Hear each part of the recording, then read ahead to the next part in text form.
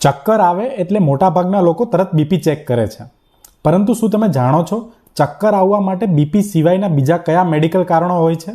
મોટાભાગના કેસમાં ચક્કર આવવાનું કારણ હોય છે કાનના અંદરના ભાગમાં આવેલું લિક્વિડ સિસ્ટમ. જો તેમાં ઇમ્બેલેન્સ થાય તો બીપીપીવી એટલે કે વર્ટિગો નામની એક બીમારી થાય છે, જેમાં પોઝિશન બદલતા ચક્કર આવે છે. મતલબ કે સૂતા હોય અને બેઠા થાય અથવા તો બેઠા હોય અને તરત ઊભા થાય તો ચક્કર આવે છે. તેને બિનાઇન પેરોક્સિઝમલ પોઝિશનલ વર્ટિગો તરીકે ઓળખવામાં આવે છે. બીજું કારણ હોય છે ડિહાઇડ્રેશન. જો પાણી કે લિક્વિડ ઓછી માત્રામાં લેવામાં આવે તો પણ ચક્કર આવે છે. ત્રીજું મુખ્ય કારણ હોય છે લો બ્લડ સુગર. જો ઉપવાસ કર્યો હોય કે ડાયાબિટીસના દર્દીઓ ઇન્સ્યુલિન લીધા પછી ના જમ્યા હોય તો લો સુગર થવાના કારણે પણ ચક્કર આવે છે. ચોથું કારણ હોય છે સ્ટ્રેસ. એન્ઝાઇટી કે પેનિક એટેકના કારણે પણ ચક્કર આવે છે. પરંતુ ચક્કર ક્યારે હાનિકારક બને છે? જો ચક્કરની સાથે ઉલટી થાય, ડબલ વિઝન એટલે ડબલ દેખાય, ધૂંધળું દેખાય, ચાલવામાં ઇમ્બેલેન્સ થાય તો તમારા ડૉક્ટરને તાત્કાલિક બતાવી અને ચક્કરનું કારણ શોધવું જોઈએ.